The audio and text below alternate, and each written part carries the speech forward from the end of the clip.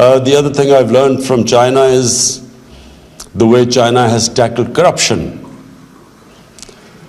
President Xi Jinping's, one of his biggest crusade has been against corruption. And from what I hear, correct me if I'm wrong, that some 400 people, ministerial level people in the last 5 years have been convicted on corruption and put behind jail.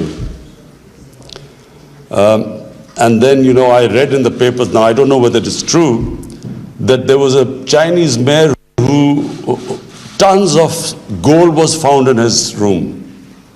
And within 5 days he was convicted.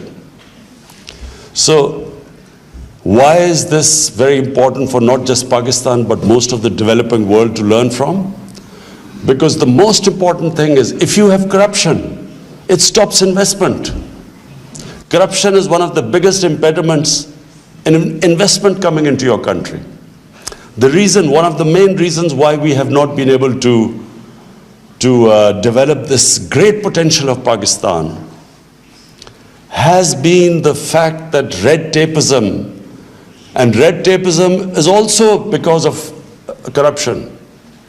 When you slow down, by slowing down procedures through red tape, it is a way of getting speed money, corruption money.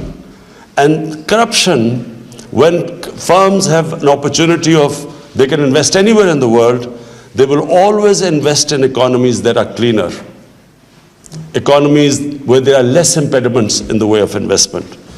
So I wish I could follow President Xi's example and put 500 corrupt people in Pakistan in jail. But unfortunately, we have a very cumbersome process, and so we hope in time we will improve it. But I do believe that this is something also, the way China has gone ahead, the way they have learned from their experiences.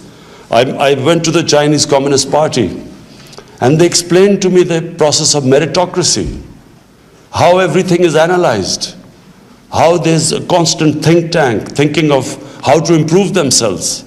So this is remarkable about the way China has gone ahead, and looks like it will leave all the countries behind within the next decade.